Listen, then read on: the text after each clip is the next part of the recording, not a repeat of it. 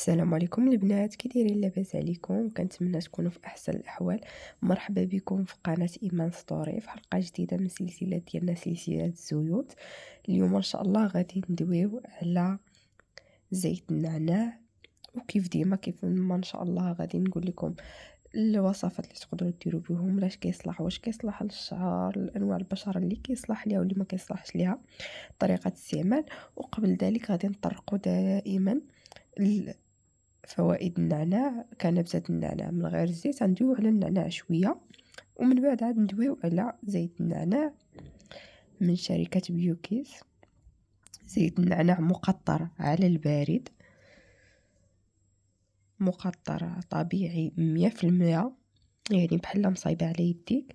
بالنسبة اللي غادي نتابعو لهاد الزيت اللي حدايا راه هي زيت القطران. زيت القطران راه ديجا دويت عليها في القناة ديالنا في سلسلة الزيوت، راه غنخلي لكم الرابط ديالها في اسفل الوصف. مرحبا بكم. بسم الله، نبداو في الحلقه ديالنا. نبداو من بعض الفوائد على نبته النعناع او عشبه النعناع. بالنسبه لعشبه النعناع عندها واحد الفوائد غنيه بزاف، فوائد صحيه اللي الاغلب ديال الناس ما عارفينهمش ومستغنيين عليها. يستافدوا معنا ان شاء الله، واللي ديجا عارفين شي معلومه يشاركوها معنا، وفي حاله مثلا الا نسيت شي معلومه ما قلتهاش لكم كنتمنى تخليوها ليا في التعليق باش كلشي يستافد ان شاء الله. حنا كنتعاونوا هنايا، انا نعطيكم معلومات نتوما تعطيوني معلومات. انا ملي كنبغي نعطيكم شي معلومات راه والله الا بعض المرات ما كنكونش عارفاها، يعني حتى انا كنكتشف معكم وكنتعلم معكم ونستافد. بالنسبه للفائده ديالو، عنده واحد القدره فائقه على تحسين الهضم، كيخفف الالام، كيخفف آلام المعدة والقولون العصبي، كيعالج الغازات الانتفاخ ديالها. كيحتوي على واحد مادة المنتول الذي كيهدئ به الالتهاب ديال الحلق. ولا خصني دابا الا كنتو سمعتو صوتي راه مريض، الله ينجيكم والله يشافينا ويشافي المرضى المسلمين. ضربني البرد. قلت لكم كذلك كيزيل احتقان الانف، كيعزز صحة الفم. كاين ديجا واحد الباندوبوش ديال النعناع بغيتو نشاركو معكم، زويون ديال شركة بيوكيس. بلاتي راه كاين ديجا حدايا واحد ديال القرنفل، كاين ديجا هذا ديال القرنفل حتى هذا زويون البنات، وكاين ديال النعناع، وكاين ديال عاوتاني ديال القرفه. هذا ديال القرنفل هذا راه واعر البنات، كنديروه حنا في الدار. كيسالي واحد كيجي واحد ديما كيبقى عندنا واحد محاطينه في السطوك، فاش الا سالا لينا واحد يكون ديجا واحد كاين عندنا. هذا راه كديري شويه الماء سخون ديريه مع هذا وتغرغريه بفمك، راه زوين تشلي به فمك. كيساعد على تلئيم اللثه والسنان ديالك اللي كيدوزو بالماء. زوين بزاف البنات هادو اللي عندهم حساسين السنان ديالهم.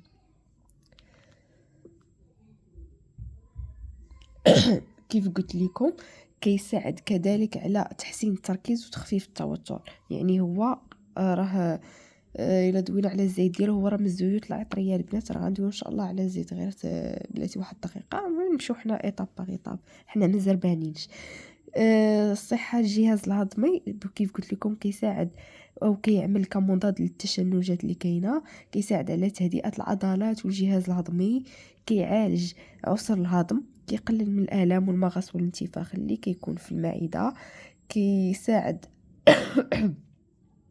اعتذر كيساعد وكيعالج المشاكل ديال التنفس بفضل احتواء على المنتول. كيف قلت لكم كيساعد في تخفيف احتقان الانف، السعال، التهاب الحلق. صحة الفم ديجا تكلمنا عليها، عنده واحد الخواص زوينة على مضادات البكتيريا، كيحارب رائحة الفم الكريهة، كيساعد في منع تسوس الأسنان. من بعد الطرق اللي تقدروا تستعملوا بها وكيفاش تخدموا بالنعناع، كاين طريقه اللي كديروا الماء سخون. مهم بالنسبه للنعناع البنات ما كيتغلاش في الماء، ما كيتغلاش معاه، انما كتديري عليه الماء سخون وتخليه شويه باش يطلق فيه، باش كيحافظ على الفوائد ديالو وما كتطايرش الزيوت العطريه اللي كيكون فيه. تقدري كذلك تربيه على الريق، كيساعد على تحسين الهضم، او قبل النوم باش كيهدئ الجسم ديالك، بحال مثلا كيقولوا حنا طاير عليا الناس، باش يريحك شويه. ولكن دائما كنحذركم البنات اي حاجه كتزيد عن الحد ديالها كتنقلب ضدها، يعني تحذير هام يقدر يفاقم النعناع المشاكل الارتجاع المريئي او حرقه المعده عند بعض الناس. يعني من تستعمليه ما تستعمليش بزاف، تستعمليه بواحد الطريقه كيف قلت لكم، يعني تقلبي قبل واش صلاح ليك ولا ما صلاحش ليك، فهمتي؟ يعني دائما اي حاجه ما كنستعملوهاش عن جهل، غير كنشد نعناع نديرو مع الماء سخون ونبقى نشربو في اي وقت في اي بلاصه، ما يمكنش. ضروري خاصني نعرف امتى ووقتاش، واش يضرني على حساب كاين اللي عنده المعده ديالو حساسه بزاف ما يقدرش اي حاجه يديرها لها في اي وقيته، فهمتوا؟ يعني ضروري ما تكتروش منه الله يرضيكم. ندويو دابا على زيت النعناع اللي كيتسناوه الناس. بالنسبه لهذا، هذا راه ديال شركه بيوكيس كيف قلت لكم كنخدم معاهم، وهما زعما اللي كنستعمل بزاف الزيوت ديالهم. الزيوت ديالهم طبيعيه ما شاء الله، يعني بحال معصره على يديك. المهم نمشيو لزيت النعناع. الفوائد ديالو على تسكين الالام الصداع. بالنسبه له هو راه كيعمل كمسكن قوي للالام ومسترخي للعضلات.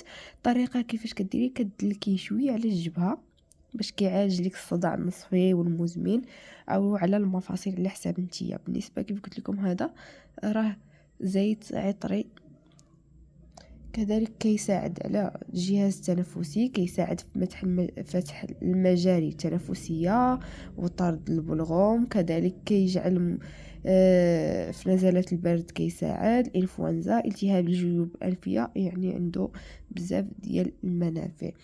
العنايه بالبشره والشعر، بزاف الناس كينتظروها. كيعزز نمو الشعر البنات، كيزيد من الكثافه ديالو، كيخفف قشره الراس الناس اللي كيعانيو من القشره، مزيان ليكم زيت النعناع. كذلك كيستعمل في التخفيف ديال الحكه اللي كتكون في الجلد والحروق ديال الشمس ديالهم، الناس اللي كتكون عندهم الحكه راكو عارفين. يعني هو زيت زويون للبشره، تقدروا تستعملوه. كينشط كذلك الدورة الدموية في فروة الرأس، كيساعد على التقليل ديال تساقط الشعر، كيرطبو بالنسبة للشعر الجاف، كيمنح الفروة ديال الرأس شعور بالانتعاش، يعني هو زوين بزاف للشعر. الناس اللي باغيين يساعدها في تطويل الشعر، راه كيساعد في توسيع الأوعية الدموية، تحسين تدفق الدم لفروة الرأس، كيما كيساعد على وكيعزز البصيلات ويزيد من سرعة ديال نمو الشعر. كيف قلت لكم كيعالج تساقط الشعر، كيقوي الجذور ديالو ويساعد في تقليل التساقط عن طريق تحسين الدورة الدموية. الدورة الدموية ملي كتكون كدور في الجسم ديالنا كامل في الشعر، فكتوصل لينا لجميع الاماكن اللي عندنا فيها مشكل، راه كتعاون بزاف. كذلك كيف قلت لكم يكافح القشرة والحكة. عنده واحد الخصائص اللي زوينه كيف قلت لكم، مضاده للبكتيريا والفطريات، كيساعد في تعقيم ديال فروه الراس. يعني هو واحد الغسول كيف كنقولوا طبيعي اللي كنديروه لفروه الراس ديالنا، كيعاونوا في التلميع وكيكون عندنا واحد الشعر اللي هو صحي وطبيعي وزوين. كذلك كيساعد في التخليص من القمل. الناس اللي كيعانيو من القمل البنيتات ديالها الصغار، راه كيعمل كطارد طبيعي للحشرات الطفيليات اللي كتكون في الشعر بالفضل ديال التركيبه ديالو العطريه. بالنسبه للطريقه ديال الاستعمال ديال الزيت كيف قلت لكم، هو راه زيت زوين. انا نشرح لكم الطريقه كيفاش تستخدموه.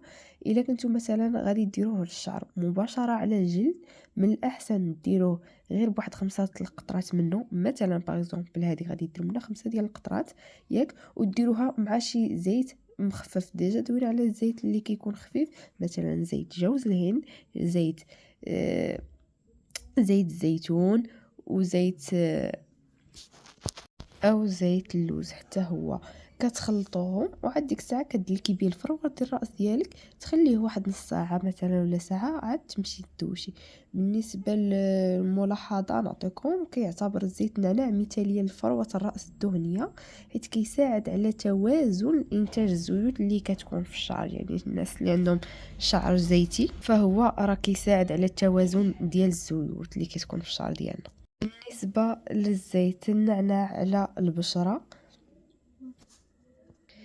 كيعمل على محاربة حب الشباب، تقليل افرازات الدهون اللي كتكون، تهدئه الحكه والتهيج، كذلك تضييق المسام الواسعه، كيعطي البشره وكيمنحها واحد الانتعاشه، كيساعدها كذلك في توحيد اللون ديالها، وتقليل كذلك الهالات السوداء، الناس اللي كتعاني من الهالات السوداء، وكذلك كيقلل من اثار الحروق ديال الشمس. كيعالج كذلك حتى حب الشباب والبثور ديالو، اللي بفضل واحد الاحتواء ديالو على المينتول اللي كندوي لكم عليه، كذلك حمض ساليسيليك، خصائص المضادة للبكتيريا، كيساعد في تنظيف المسام ومحاربة البكتيريا المسببة للحبوب. تنظيف كذلك كيف قلت لكم الناس اللي البشرة ديالهم كذلك زيتية، كيساعد في التوازن ديال الانتاج الزيوت الطبيعية اللي كتكون في البشرة، مما كيقلل داك اللمعان الزائد اللي كيكون في البشرة الدهنية، لان البشرة الدهنية سبحان الله هي اصلا اللي كتكون عرضة لحب الشباب كثار، وكيكون فيها الحبوب بزاف. وكتشوف شي واحد بحال داير الزيت في وجهه، هو راه ما داير الزيت في وجهه، هو راه وجهه دهني، وداك اللمعان الكثير كيساعد في التقليل ديالو، وكيوازن الزيوت اللي كتكون طبيعيه في الوجه ديالنا. كذلك داك الاحمرار اللي كيكون في البشره من بعد ما كديري شي ماسك ولا شي حساسيه تحسات لك منها ولا شي حاجه، راه كيساعد على التهدئه ديال الاحمرار، الحكه، التهيجات اللي كتكون في الجلد ديالنا، كيلطف البشره المتضرره من حروق الشمس كيف ذكرت في السابق. كذلك راه كيساعد على علامات الشيخوخه، المقاومه ديالها، كيحتوي على مضادات الاكسده، كتساعد في محاربه الجذور الحره، كذلك كيأخر ظهور تجاعيد والخطوط الدقيقه. غادي نعطيكم بعض الطرق كيفاش تخدموا بها على البشره ديالكم. ديما هذا الزيت ضروري ما كتخفيه بزيت، يا اما جوز الهند ولا الجوجوبا ولا كذلك زيت الزيتون، وكتضعيه على البشره لتجنب التهيج. ضروري ما تقليه بشي زيت اخر اللي كيكون خفيف. كذلك تقدري ديريه مثلا مع الكريم اليومي ديالك اللي كديريه، ولا الماسكات الطبيعيه كتزيدي نقيطات منه. هو مثلا ديري شي ماسك غادي ديريه هو، ديري منه شي نقيطات، ولا مثلا شي كريم الوجه اليومي اللي كديري كترطبي به كتزيديه معاه هو. ولكن كيف قلت لكم ديما باش تعرفي راسك واش عندك حساسيه من زيت النعناع ولا لا، سهل انه تشدي واحد الجزء في يديك مثلا، يا اما هنا يا اما في تحت ديال اللحيه ديالك، المهم تحت العنق وما بين اللحيه تماكين، البلاصه اللي كتكون فيها الذره ديال الفولار، يعني كتكون مدرجه تحت لحيتك، دير واحد نقيطه ديال الزيت دهنيها تماكين وتسني شويه.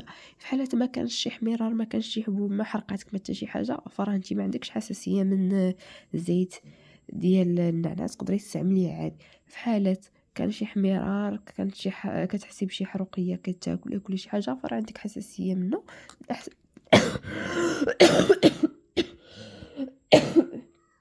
اعتذر. فمن الاحسن تيفيتي انك تخدمي بيه، ولا كنتي تخدمي بيه شهر كل حاجه، راه ما غادي ضروري ما تهرسيه بشي زيت اخر تخفيه. بالنسبه للفوائد ديالو على تخفيف الام، كيساعد على تخفيف الام ديال الظهر، كذلك عنده واحد المفعول سحري استخدام الزيوت العطريه، واحد الطريقه انه كتشديه كتدلكيه، ضروري يكون سخون ولا شي حاجه، كتمسدي به البلاصه اللي كتحرقك، مزوين على المفاصل، الناس اللي عندها التهاب المفاصل، الناس ديال الركبه، زعما صراحه عنده بزاف ديال الفوائد، غني بزاف كي قلت لكم. وصلنا لنهاية الحلقة، كنتمنى تكونوا استفدتوا معايا في هذه الحلقة هذه مع فوائد النعناع وزيت النعناع. البنات قلت لكم زيت القطران راه ديجا دويت عليه، غادي نخلي لكم الرابط ديالو، غنخلي لكم الحلقة في رابط الوصف، وغنخلي لكم الحلقات كامله ديال سلسله الزيوت. ديجا الا دخلتوا القناه ديالي راه غادي تلقاو بلاي ليست او قائمه تشغيل فيها جميع الفيديوهات ديال السلسله ديال الزيوت. كنتمنى تكونوا استفدتوا في هذه الحلقه، ما تنساوش تخليوا لي لايك وتعليق كيف جاتكم الحلقه، وتبروبوزيو عليا الزيت اللي بغيتونا نتكلموا عليه المره الجايه ان شاء الله. الناس اللي اول مره يتلقاو بالقناه ديالنا ما تنساوش ديروا لينا واحد الاشتراك وتفعيل الجرس باش دائما يوصلكم الجديد. مرحبا، في امان الله.